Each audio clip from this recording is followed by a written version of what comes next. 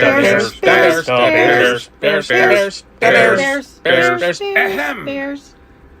Bears Country Podcast.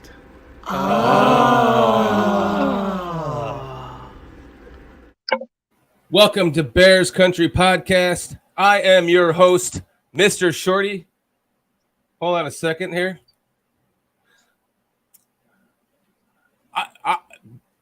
The Bears just won in a incredible game of nothing but rain. Sorry about that. I had some technical difficulties in the background in my headset.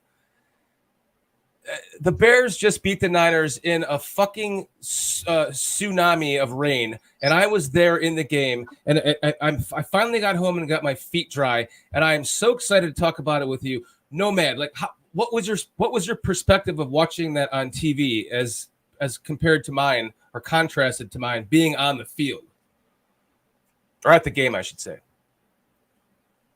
Dirty, hard fought W, gritty. And I got so much to say, so you better not let me get going. So I'll just save it until you're done. All right. Let me just go off on my rant. So I was at the game today. I had great seats. We were on the – so when the Niners deferred, like the first series, the Niners were going – the Bears were coming towards me, so the Niners were going away from me. So by the second quarter, the Bears were coming towards me, and then by the fourth quarter, they were coming towards me again. And I was seventh row on the left side of that corner of the end zone, and the seats were fucking amazing. I want to shout out to Dave for giving us those tickets. Thank you so much. Selling them to us, not giving them. But they were amazing seats, and it was just being there was incredible. First off, I thought the entire game it was going to just be pissing rain on us all game. But we got there, and the rain stopped. And it was just a light drizzle, if that, until we get into the end of the game when the Bears already had it wrapped up. And then it started to just completely downpour. At that point, my shoes were still dry. My feet were still dry. But with probably about 10 minutes to go in the actual game, like actual 10 minutes in real time, maybe 20, not game time, because that can go on, that doesn't count, but 20 minutes of real time, it just started downpouring. And then just my feet were soaked. My jeans were soaked. Everything was, luckily we had our ponchos, so we kept dry up top, but to see the kinds of things that we saw in that game. And by the way, kudos to Eberflus for getting that grass changed before the game, because you could tell the difference when you're down there as a fan. I've sat closer than that before, and I know what the grass looks like.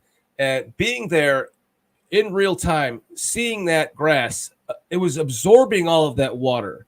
I made some shorts. I made tons of shorts during the game because we really couldn't do a pregame because it was just raining so dramatically before we got there. And then right when we got to the stadium and the game was about to start, then it kind of slowed down. So just did a bunch of shorts all day. So check those out. You'll see some of the stuff. One of them is how they were just squeegeeing the water off of the field, just pushing it off the grass. It was incredible how much water that new grass absorbed. And I can only imagine what the previous grass would have looked like if it had that much rain. It would have just got ripped apart. Everyone would have been slipping and sliding all over the place, and they were today. But at least they were sliding on the grass, just because there was literally everyone was hydroplaning the whole game. And it was a kind of a stalemate in the first half. We saw back and forth. There was a lot of field position play, and the Bears were kind of losing that. And then they managed to get it back, and then they start scoring. And I posted the shorts during the game live as they were, because I thought they would score on that drive, and I just opened up the phone and just made a short, and boom, they scored a touchdown. And I couldn't believe it. And then it got to the end of the game, and I was calling I knew they were going to get a turnover, and just knew they were going to get one more turnover at the end of the game. And it was pouring so hard that I couldn't even do a short on it because I had been trying. Like the previous 3 plays before that turnover, I think it was an interception. I was recording, and I was like, it's just raining too hard, so I had to stop. And I put my phone in my pocket, and then boom, they get the turnover. I was like, damn it. But other than that, for live stuff at the game, I actually managed to catch those touchdowns as they happened. I wasn't just filming the entire time. I just had a feeling because I had that gut feeling the whole game that we were going to win. I'll be done in a second, Nomad. Just, when the first half was over, it was like, oh shit, we had all these high expectations and hopes we thought more would happen. But of course the weather screwed that up. So then they adjusted after halftime. The Bears came out and they played a good game. And Justin Fields had 2 touchdowns passing, 150 something or 70 something yards. I had that up, but that's what the technical difficulty was in my earphones. But I was trying to get up the stats of the game just to have them on hand. But wow, I had 49ers fans sitting in front of me. They were really nice and respectable, and we had a great time. All the Bears fans around us just all high-fiving. What more fun can you have than that? Like when you're at a Bears game and you're balls deep and just all the excitement and the fun and the fans and everyone's just you're all one. You're all one. And it was a great time, man. I'll shut up. It's your turn, Nomad. Go, buddy. What'd you think, man? Man, you have every right to have that kind of energy and, feeling like you need to put it on out there for people to hear, man, because I feel the same way, but in a slightly different way. Because I've been privately, since they hired Eberflus and Poles, watching very intently at them, doing my research on what kind of guys they are, what kind of coach Eberflus is, and what's his DNA when it comes to football. And so all while doing that, watching every analyst, watching every local writer, every national writer, every fake ass Bears fan that cloak themselves as Bears fans. You can fool a whole bunch of people, but you can't fucking fool me. All these haters out here that made it a foregone conclusion that this is going to be a bad team. So this is a slight kind of letter to you. It's called Dear Motherfucker. How do you feel tonight, motherfucker? How you feel tonight? I told you, football is a very fundamental game. It is simple. You don't need to overanalyze it. You don't need to complicate it with all those funny ass words you use. You don't need it. It's very simple. Discipline, technique, conditioning, and being able to execute. If you have that going on for yourself and you're better at that than all the other teams, you give yourself a chance. Right. Good coaching. So here's to you, motherfucker, with your big fucking mouths. I told you. Mm-hmm. I told you. Every beat writer, every overanalyst, every local writer, every national writer, eat ass. You deserve it. We've been saying it from day one, right? And here we are.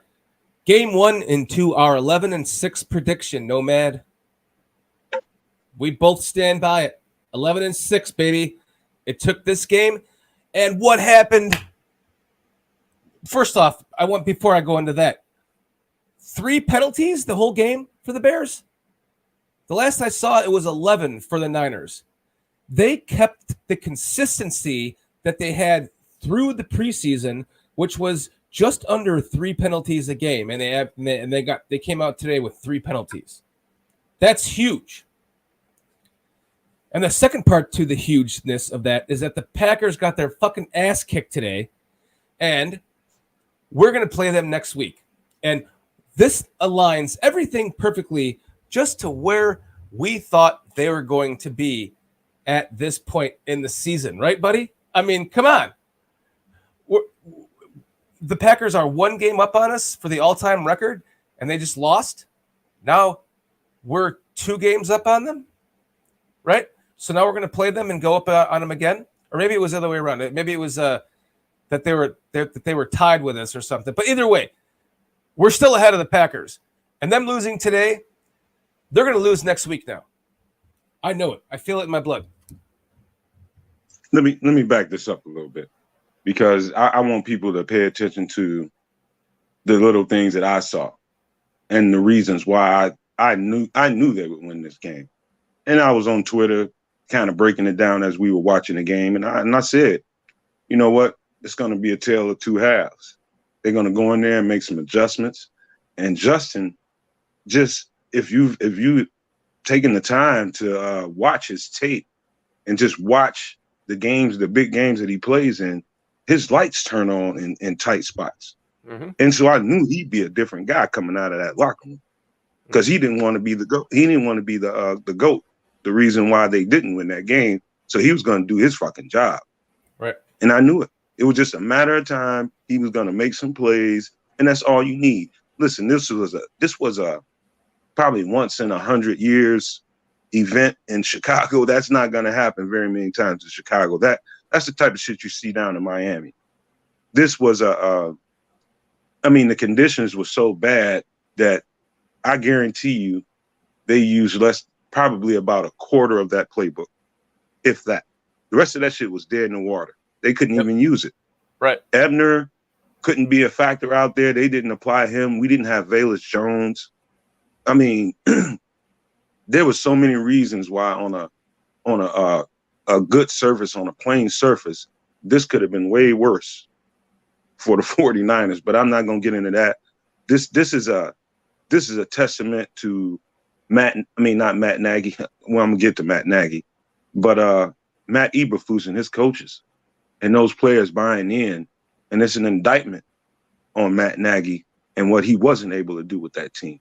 Just fundamental, simple football and execute under horrific circumstances, and the tougher team won.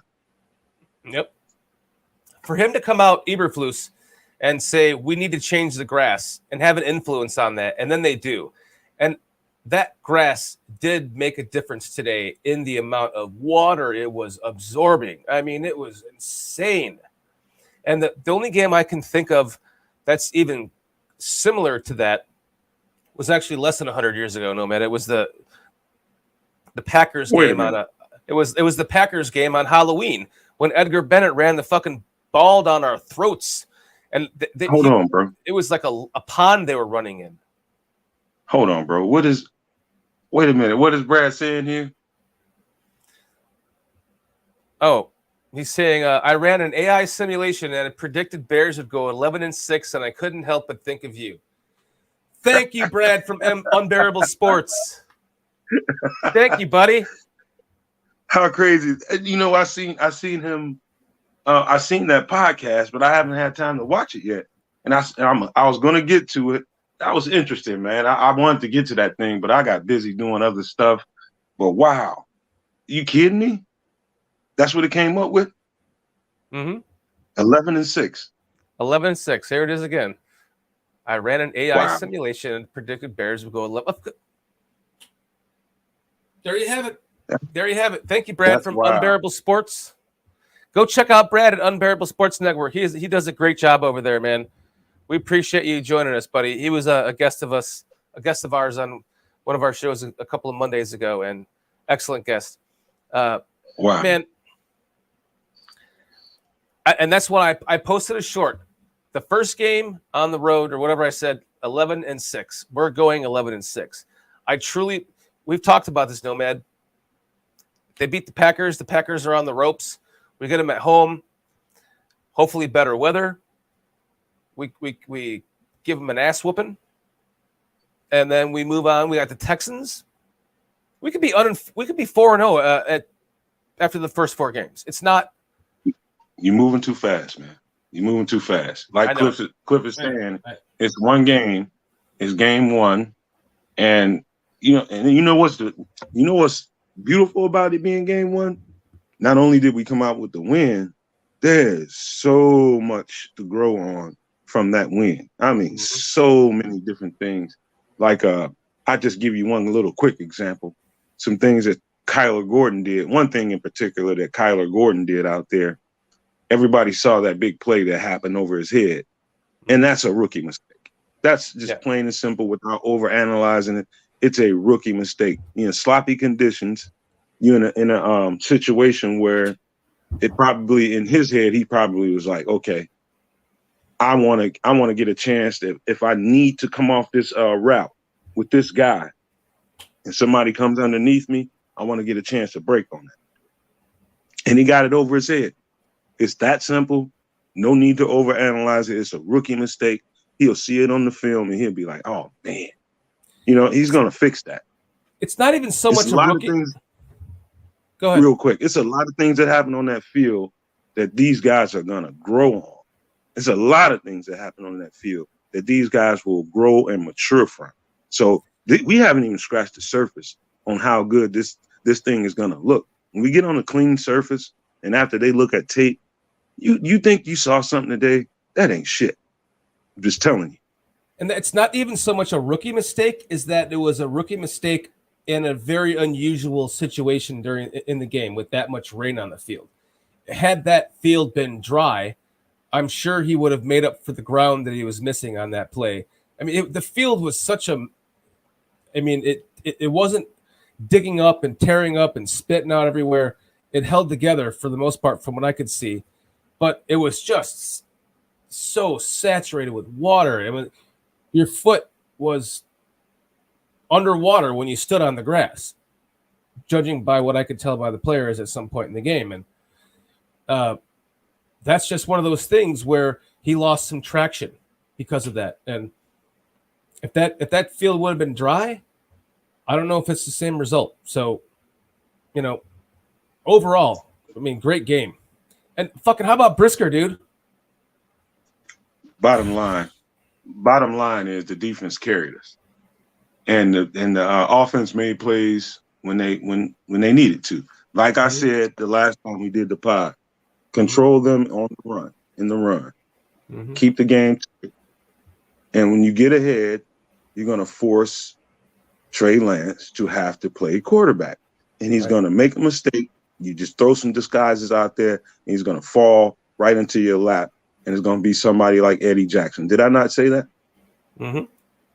You remember me saying that? Mm-hmm. What happened? Sure enough, we got a lead, and they forced their hand, made Trey Lance play quarterback, and Eddie Jackson got him on a disguise, feigning him, and took the ball away from him. Mm-hmm. Right on time, man. I mean, I don't like to be the guy that said I told you so, but hey, I did kind of call it. Eddie Jackson back to doing what he does best, right?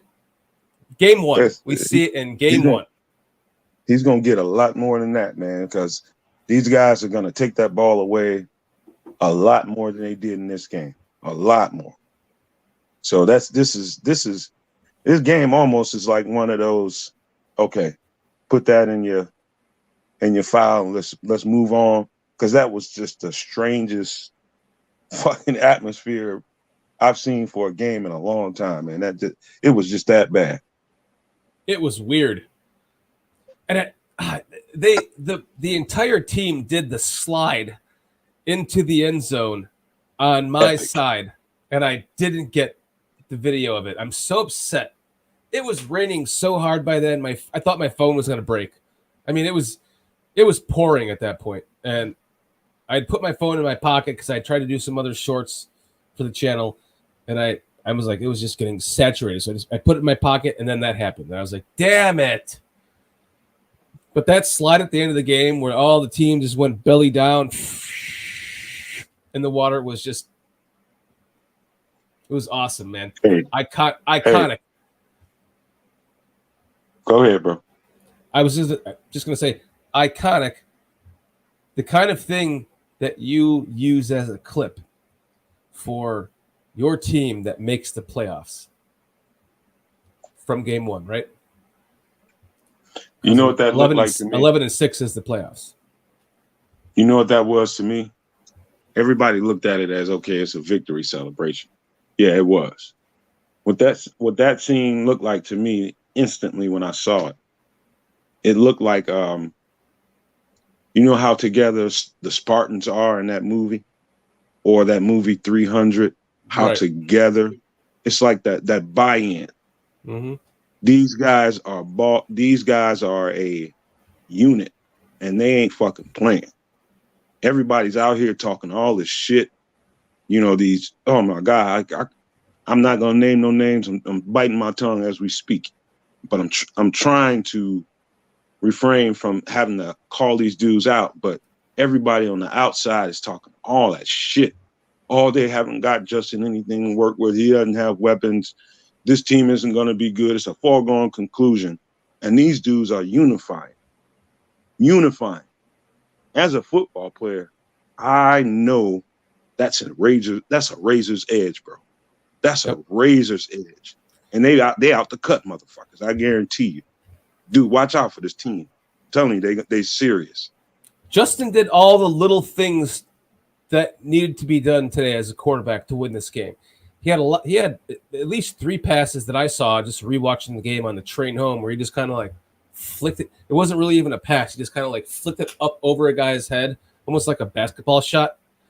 And the guy caught it for a first down or close to a first down.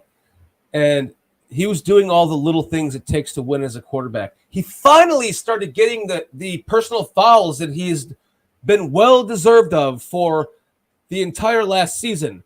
And that was exciting to see too. We were all pumped as fans in the stadium to see that. We were like, finally he's getting those. He had 2 of them in the game. Got 2 in one game. Yep. And I wanted to bring up here, just on a side note, what Renewable and Rechargeable was saying is that Santos an aberration, or is he shaving for betting apps come up? What? My point to that is I wanted to say that the fucking field was so saturated with water. I'm surprised anyone could make a kick. I mean, that's why the 49ers chose not to kick when they could have earlier in the game. And then they ended up having a penalty that pushed them back another 5 yards. And so they just punted it again still. But they were in field goal range at like the 35 in the beginning of the game. But it was just the ground was so saturated with water. It was impossible to even think you could make a field goal from anywhere from 30 yards or more in that game. So let me get something in there. Triple R Renewable. I can just tell from talking to him, he's played some ball, and he may not have had a relationship with the kicker on the team or a punter or anybody like that. But if you get to know those guys and know how meticulous those guys are about conditions and the way the field is, the way you hold the ball, and it's like any little thing can really, really throw them off. And so I would say to that, just flush this game for Santos. Just flush this. This was just abnormal all the way around for that guy. And I wouldn't pay any attention to it and just act like it didn't happen. It was just abnormal for him. Yeah, those 2 missed extra points were entirely because of the raining conditions. I mean, the field was just a lake. So I'm nothing on him for that. I'm surprised Robbie Gould made his field goal. So yeah, I mean, Santos is going to be fine.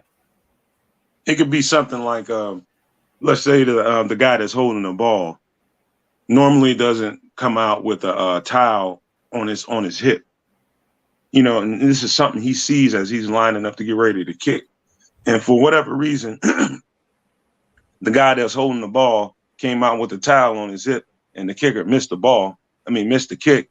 He'll go to the sideline and be like, "Hey man, what's up with that towel on your hip? You know, why you bring?" It's that kind of shit. They are meticulous, because that's just what they do. They know everything is on the line if they don't hit that kick. So they don't want anything out of the ordinary when they go line up to kick that ball. And everything about this situation was just everything lined up as a fuck up for him. Mm-hmm. Man, it was so great to see the San Francisco fans. There was a lot of San Francisco fans there. The people in front of us, they had traveled from San Francisco and they were talking about how much they love the city and it was so beautiful, and we were talking all about that, and they were such good fans, very respectful, and as I was to them, and they were giving me shit at certain times, and I was giving them shit back, and it was just it was cool to get that win at the end because you just see the look of dejection, and then they're just like, yeah, yeah, and I'm like, I'm glad you enjoyed the city. I was very respectful. I'm glad you enjoyed the city. Terrible weather, blah blah blah, but we got the win. What it was. At first, I thought it was going to be a terrible game, but it turned out, or a terrible day, but it turned out to be fucking excellent. Well, you could see on Twitter, everybody in the first half was just like, "Oh, here we go again," and I was just like, "Just wait," and just at the right time, the rain subsided a little bit, and the weather got halfway decent, and everybody started to see things a little bit more clear after halftime. They started to get it going a little bit right before halftime because the rain was dying down a little bit. But then after halftime, it was like a whole nother team came out there.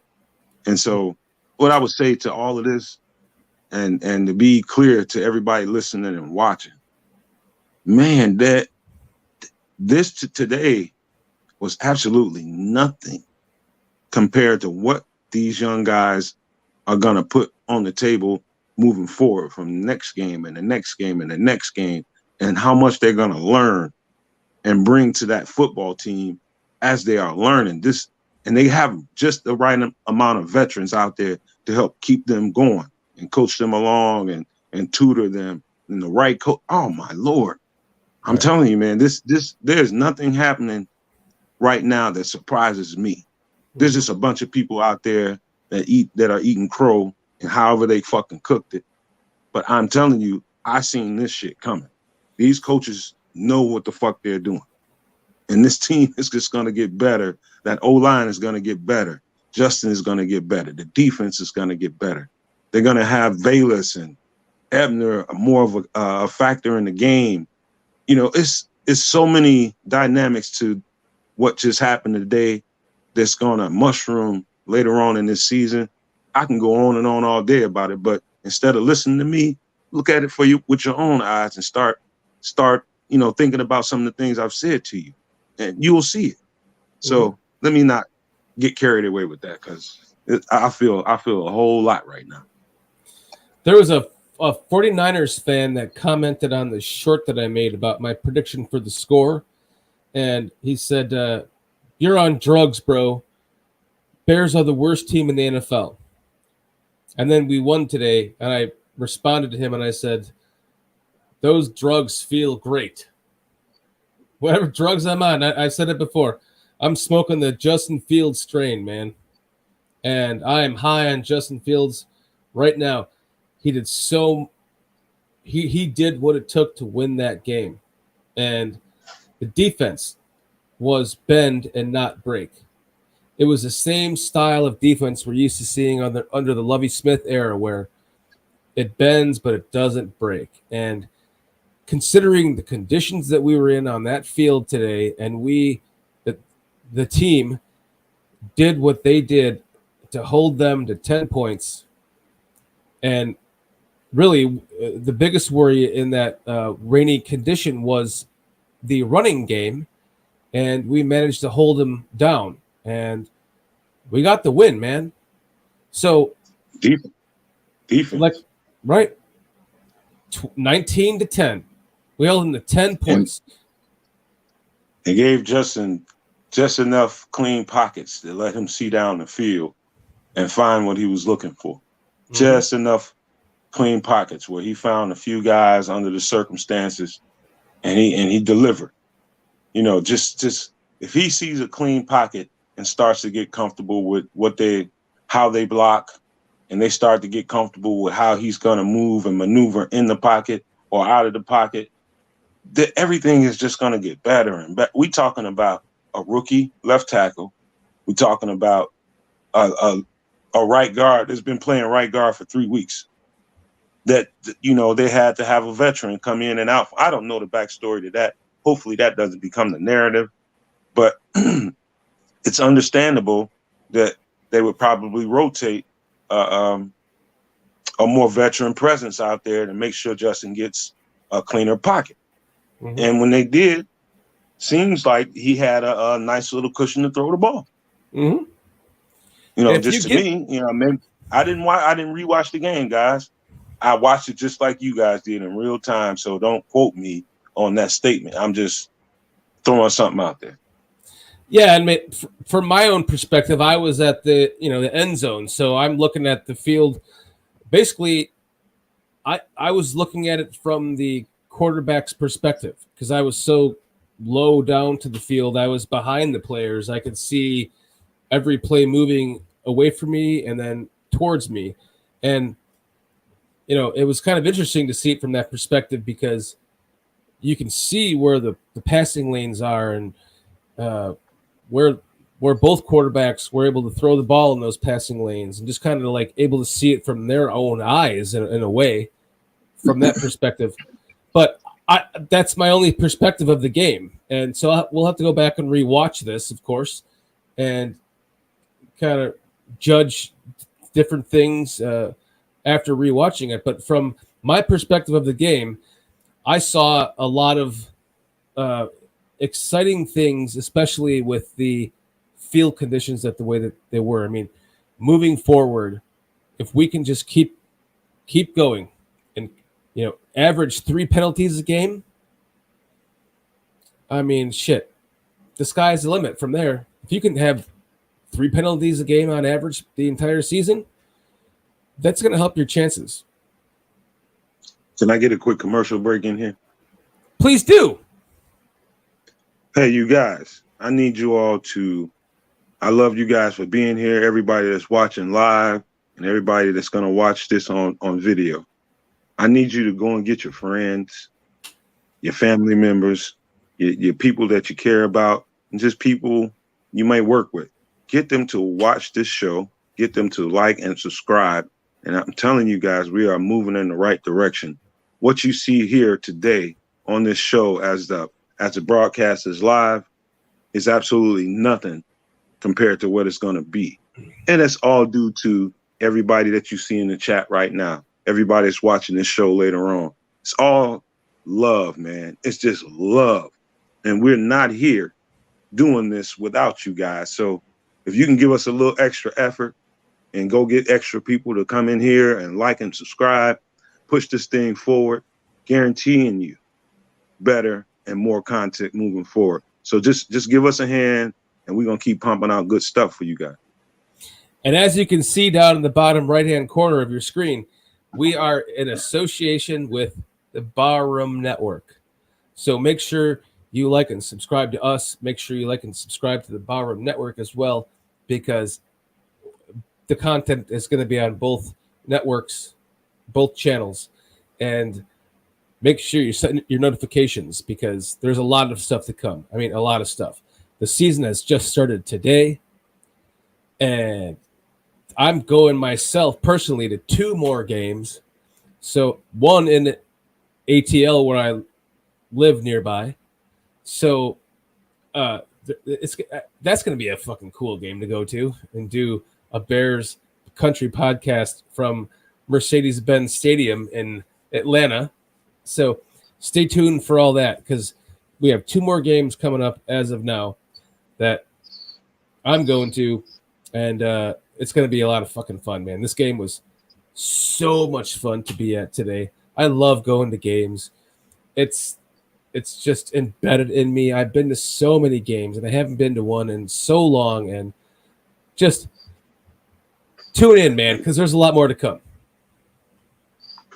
Let me say this. Look, you know what? We ought to show some love to these guys in the chat and acknowledge their statements and any questions they might have, because I do love talking to you guys in the chat. That shit is the reason why I like doing it, because that's where I started is in the chat. And I know how important it is for people to hear what you have to say, because a lot of the stuff that I'm hearing and seeing in here is straight up on point sometimes. Sometimes it's off, but, I ain't going to get on nobody for that. But I love interacting with you guys. So let's do a little bit of that. Absolutely. And if you want to join us, again, email us at bearscountrypodcast@gmail.com, and we will set you up to be on the show with us, to talk with us on air instead of chat. We already have a couple of guys, Vaughn and Kenny, lined up, and there's more to come after that. Just make sure you send us an email and tell us you want to come on the show. We can set you up to have an avatar or to be on live with your own video feed like Cliff did last week with us. So, and Cliff is going to be doing Cliff Notes with us. So stay tuned for that because Cliff has got some good Cliff Notes. So we got a lot of awesome shit coming. And just one more last plug. We're going to be doing tomorrow night on Barroom Network at 8 p.m. Eastern Time for 1 hour. We have to be done for the Major League Baseball season content that comes on after that on the Barroom. But we will be there tomorrow night. We're actually going to be broadcasting for both feeds. So just stay tuned. Barroom is awesome. We love you guys. Real quick, tonight is the celebration. We got tonight to finish celebrating what we just did today. And tomorrow we're going to start moving forward to, what we're looking forward to with Aaron Rodgers and Green Bay. So let's enjoy this shit tonight. Come on, give me some questions. Analyze this thing.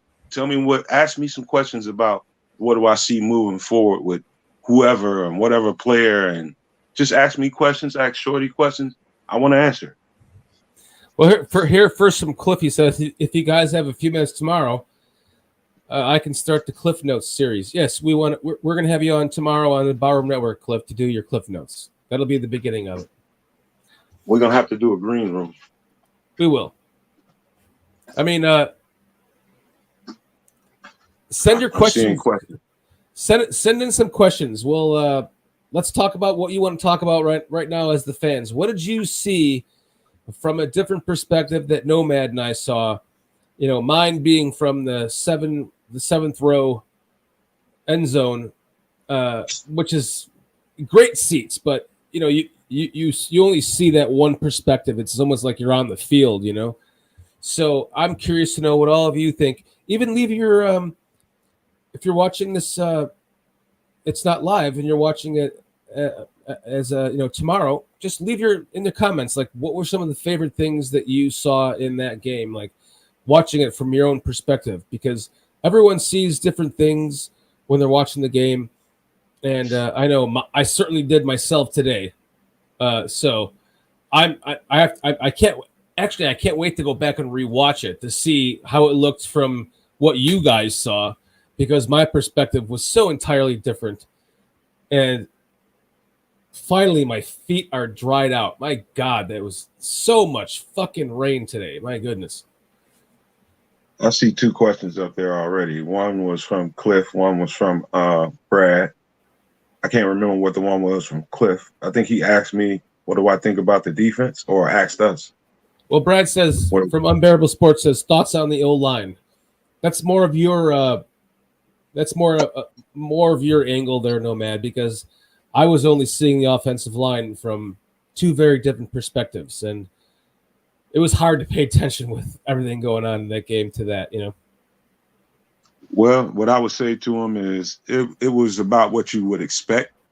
Also, I would consider as a variable the weather. So it's almost like I want to give some kind of take on that, but at the same time, it's hard to do it because I know how hard it must have been for those guys to maintain anchor and keep guys from pushing them when the defensive player clearly has an advantage on a slick surface. So, I mean, this is what you would expect when you have a rookie left tackle. You expected him to take a couple of licks. When you have a right guard that's only been playing the spot for 3 weeks, it's about what you would expect. And so you saw a little musical chairs up there at the right guard. I don't really know what really happened there, but the musical chairs made sense to me at that position to make sure Justin had some clean looks at some shots down the field. So, I mean, that's about all I have on that. I think everybody else kind of held up pretty decently, and nothing really alarmed me that much especially in the second half, maybe in the first half. But they got it together somehow and rallied around Justin, and we got that shit done. Mm-hmm.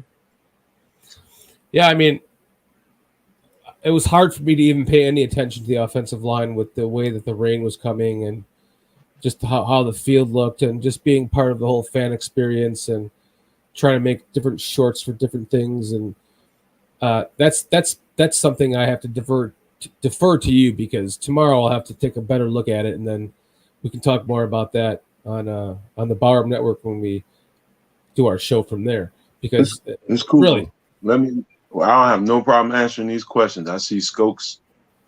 I see what's he asking?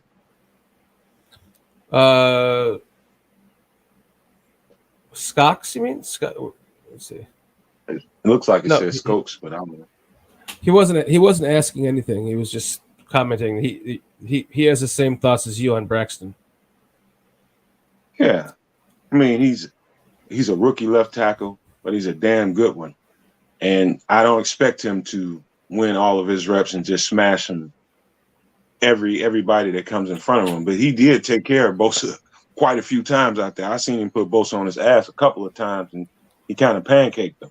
But the surface was bad again. I just don't put too much into this performance just because the circumstances were so extraordinary. So, I mean, I had to really next week, if we have a clean surface, would be a better judgment of the O-line. But I think Braxton held his own for sure. He was a little bit shaky at first. I mean, Bosa was getting in there in the beginning of the game, but he started to hold his own, and I mean, obviously he did, because we won the game. We to what somebody said in chat earlier, like, we went on a 19-point run, unanswered. It was 10-0, and we won 19-10. Should have been 21-10, but shitty field conditions lead to those missed extra points. Cliff at. Oh, I think we'd have ran it up on them a little bit if it was a clean surface with that kind of defense we had going on. Once we got going, yeah, I thought we would have too. I mean, that field was just awful. And the fact that we scored 19 points is actually kind of a credit to what they were doing. Although I will say, I was a little bit worried in the beginning, because there was a moment where they called a play in like the first half. I think it was in the first quarter, maybe even, or the early second quarter, where they called a play and there was a defensive holding. And then they ran the exact same play after that. The exact same play. Because the first play, you saw the play, but then they had a holding on defense, but then the Bears ran the exact same play after that, got nothing, and had to punt. And we all looked at each other like, why did they run the same play back to back? So I was kind of getting skeptical myself of Getsy's play calling in the beginning of the game. But it started to kind of pan out as the game went on. He started to adjust, and that's a good sign of a good coach. You're adjusting, and you're making things better. You're learning from your mistakes. If you don't mind, let me stick 2 cents in here, and I'll promise you guys I won't get too analytical about it, but I'll explain myself right quick. There's a difference. Like I'm talking about David Montgomery and Khalil Herbert. Why this surface didn't fare well for somebody like David Montgomery versus a Khalil Herbert. David Montgomery is a much more of a herky-jerky running back. He likes to stick his foot in the ground and shift and move, right. And the surface didn't really provide that opportunity for him to be David Montgomery, as opposed to someone like Khalil Herbert, who has a different gait when he runs. What I mean by gait is his running style below the waist. He's pretty much a straight ahead runner. He runs down the lane that he sees open and he accelerates. He doesn't make a whole lot of move. He's not a lateral, east to west kind of runner. He's more north and south. And so this is why he probably looked better than David Montgomery. It could be a totally flipped scenario on a clean surface, where David Montgomery has a chance to exploit, his ability and his skill set and as opposed to Khalil Herbert. So I definitely thought Khalil Herbert was a better performer on this surface because he has a different running gait than David Montgomery. So just wanted to put that out there.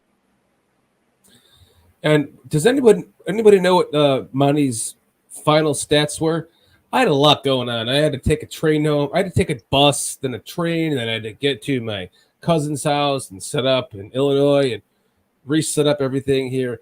I had a hard time trying to pull up the stats for the game, but I was wondering what Monty had for the game because it didn't seem like he played that bad. But I was wondering if he got injured because at some point it seemed like he was out of the game, and all we saw was Herbert. Did you hear anything about an injury on Monty? No, nothing was wrong with him. They were just trying to give him every opportunity to pop one, and it was just everybody knows how David Montgomery runs the ball. He's a herky jerky runner, and he likes to shed blockers, right? And make extra yards. And Herbert is absolutely different. He sees a peep, and he accelerates that gap, and he just hits that crease, and you're gonna have to stop him. You're going to have to get in front of him or you're going to have to outrun him. So like GCA says, Herbert is a north and south runner, like you were saying, Nomad. So they were just putting him in the game to just get the game required that, right? The north and south runner rather than the herky-jerky runner on that fucking pond that they were on today. That would make sense. Almost like a heavier Khalil Herbert has a heavier running style. And so his running style has no really wiggle to it, as opposed to Montgomery. He's gonna get that ball if he sees the crease. He's gonna press that gap, and he's gonna accelerate through it. It's not gonna be much lateral movement. David Montgomery is a lot of lateral movement, and if the surface isn't conducive to his running style, he's gonna look like he did today. So that was the difference. We have some questions here that I kind of put aside. Cliff is saying, what do you guys think of EQ and the great touchdown and great block on the Pettis score? Also, J-Rock has a good statement up there. Angelo Blackson seemed to give up too much in the run game. Yeah, Pennell and Watts were a better duo in there than Justin Jones and Angelo Blackson today for sure. But yeah, go ahead, man. No, I mean, Watts played very well today. Pennell, I didn't notice that much because my perspective was just, you're at the game and you're just balls out and you're not paying attention to all the little shit, even if you're watching it on TV. So, I lost my question. But go ahead. To this point, Angelo Baxton seemed to give up too much in the run game. J-Rock like Pennell and Watts more. I mean, what are your thoughts on that from watching the game from your perspective? It's much like what I was saying about Montgomery and Herbert on the offensive side of the ball. I would say the same thing to the defensive side. The interior of the defensive line was the heavier presence was better for this surface, as opposed to your quick, explosive players that would fare well on a fair surface, on a clean surface. The heavier personnel was more effective in this game just because of the surface, the conditions. Right. You had Pennell and you had Watts. They came in right away and were a presence and pushed that defense back because they're heavier personnel, as opposed to Blackson and Jones. And so right away you saw the difference when they got in the game. So that second string defensive interior is much more impressive in this surface than the first squad. For sure. I mean, I'll say it again. Just the field was just, I couldn't even imagine playing on it. It was that saturated with water. It was so fucking crazy to see that from my perspective. Like, wow. At one point, there was a guy with the camera sitting in a lake, like a small pool of water in the end zone with his camera on the team. And we're all like, look at him. He's like just sitting in the water. He's literally 4 inches deep in water. It was crazy. This is the first game I've been to so many. I've been to -9-degree games. I've been to games where my beer turned into slush, halfway through it because of the rain or because of like the snow and the cold. I have never been to a game that had this much rain in it, and this was my first for that. And it was crazy to be there. And I'm kind of glad I got it under my belt because I was really worried about going to the game at first. Like, oh shit, how the hell are we going to keep? What the hell is going to happen today? Can we do a podcast from there? What's going to happen? Am I going to be just soaked bare bone, like all the way down to the bone by the time I get to the stadium? And none of that happened until the very end. So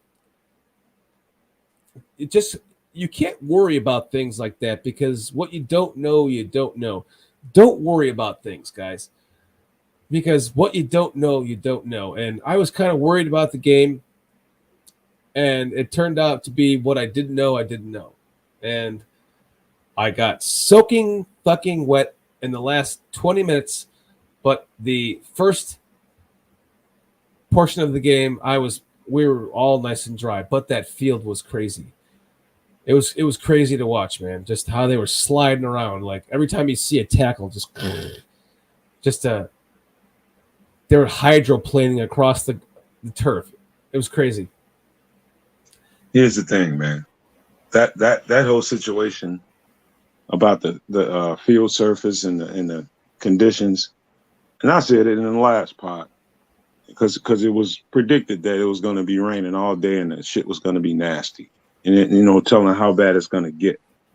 You have no control over that as a football player. What you have control over is what you prepared to do, how well you execute, how disciplined are you, underlying discipline. How disciplined are you, and how much do you want it versus the team across from you? And that's all that fucking happened today. Mm-hmm. There was discipline, there was want to, and they went and took that game. Mm-hmm. That was all it was to it. And nobody complaining in that locker room about how bad that fucking surface was. Yeah. Nobody. Anybody in there that would have complained about it, somebody would have told them, shut the fuck up. They got to deal with the same shit in that locker room. Nobody want to hear that shit. Both teams. So what? Your feet wet. So what? Your feet wet. Even as a fan, so what? So what? You got swamp foot, motherfucker. Don't matter. You wanted to go to the game, deal with the element. We were there at the end, like, yeah, like, fuck you, we're still here, like, yeah, like, we're just getting downpoured on, like, Bears. That's the best part, man. When you're at the game, you make more friends than you could ever think of just by, everyone's you're all in, like, your own little group of high-fiving each other. It was so much fun, man. I love going to games, and I encourage anyone, if you have a chance to go to a game because it's, including you, Nomad, because it's a lot of fun when you're down there with the fans, and it truly makes for the best experience, man. It really does. No, drunk ass people get on my nerves that people don't know how to handle their liquor. I'd be on one of those YouTube videos rolling the shit out of somebody in the stand because he can't control his liquor. I'd be done whipped his ass. That would have been me, right? You'd be like, knock it off with your fucking shorts, dude. So, question, Kenny Ray, did you see any of the Green Bay, Minnesota game? Early thoughts in week 2? Say that one more time, man. Say that question one more time. Did you see any of the Green Bay, Minnesota game, and early thoughts on Green Bay next week? You didn't see any of it, did you? Hell no. I saw the final score. That's all I saw. Oh, well, let me go ahead and answer that. Kenny, my guy, let me tell you something. There's trouble in paradise in Green Bay. I guarantee you there is problems up there. Because Aaron Rodgers is used to having a security blanket in Devontae Adams to make everything. I mean, I will say it one more time, and I won't say it no more. He's the best quarterback I ever seen throw a football. but he's a diva, straight up diva. And if things ain't being done exactly how he wants things to be done, I've seen a whole lot of mistakes out there by his receivers, but he's gonna overreact to it, and he's gonna turn that locker room and those receivers against him. He is not setting a good tone there. They got their ass kicked, and it was evident that that team is not the same as it was last year, and they're ripe for the picking. Right. And Aaron Rodgers, he does bounce back after a loss like that, especially in week 1. He bounces right back. He gets that team together. So it's not going to be no piece of cake. I'm not going to call no ass whooping them next week, but we will get that game. One way or the other, we'll get it. I heard that his rookie wide receiver dropped a deep ball pass in that game. I don't know. I haven't watched any of that. I literally just got on a train and came back here and set up for the podcast. I haven't watched anything from any other thing that happened in around the league today, but I heard he dropped. What is it? What's his Christian? It was bad. Yeah, it was bad. I thought Aaron Rodgers was gonna go out there and hit him with his purse or something. It was horrible. It was horrible. I mean, that was an absolute dime. Dropped right in his palm, man. Dropped right in his palm. And the look on Aaron Rodgers' face, I mean, it was bad. I mean, you could just tell that dude just wanted to put some rocks in his purse and just go hit him. I love hearing that. Some rocks in his purse and go.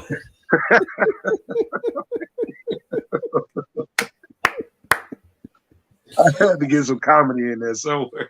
He wanted to take off his panties and like use them as a slingshot to hit him with rocks.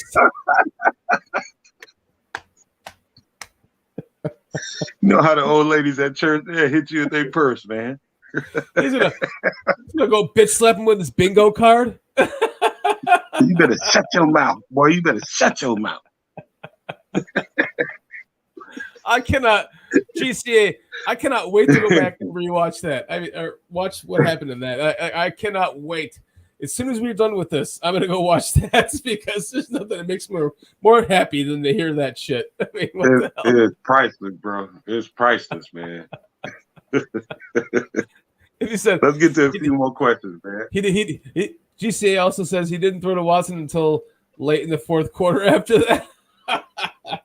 You're right. I seen it too, man. It was way late. It was way over, and he just threw him the ball again. It was bad. Well, Watson, he was fucking up, man. Watson was fucking up, bro. I'm not gonna get to bed till like 4:00 in the morning tonight, just watching all the clips of that. just make a clip. Just make a clip of Watson, and thumbnail Watson, and say Aaron Rodgers wanted to hit him with his purse, and it's gonna have 10,000 likes.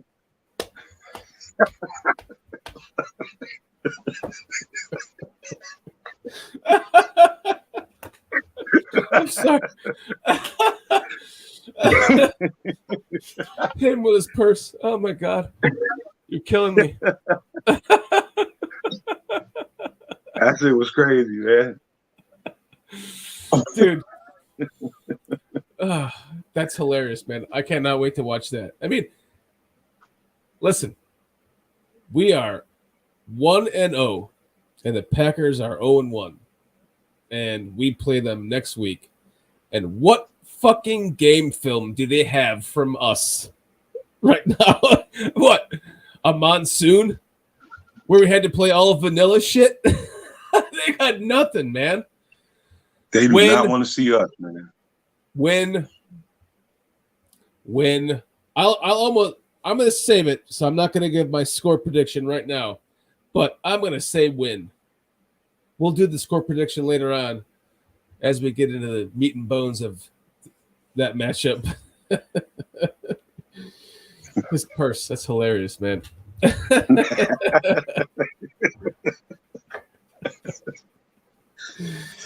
Oh, man.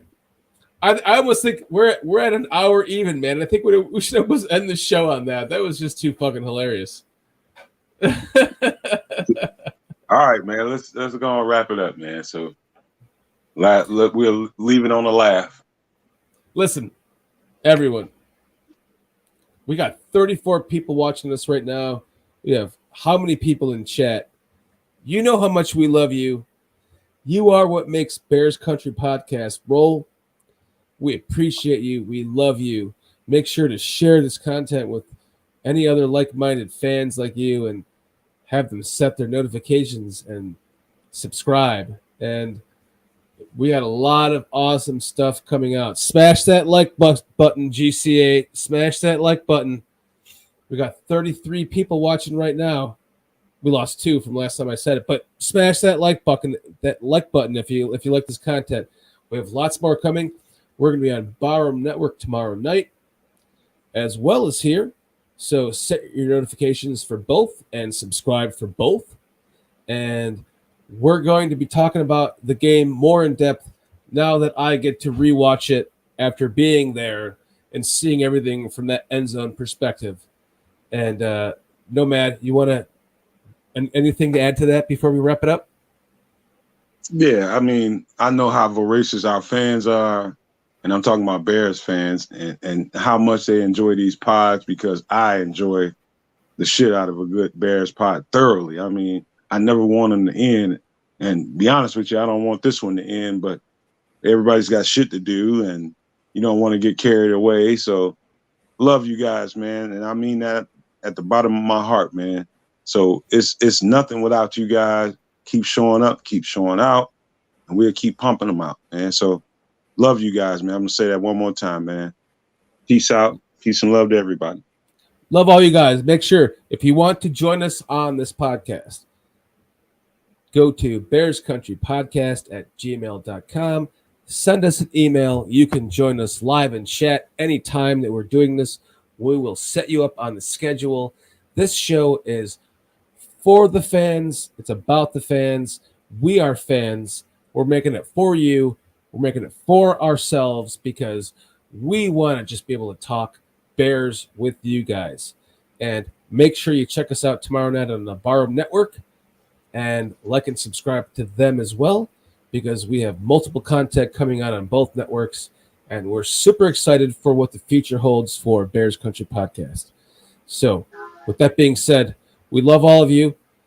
Awesome fucking win tonight. The first game on the road to 11-6. Right, buddy? 11-6.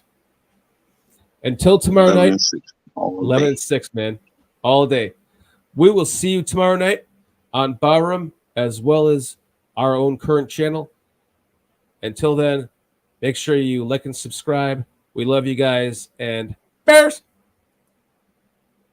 Peace and love.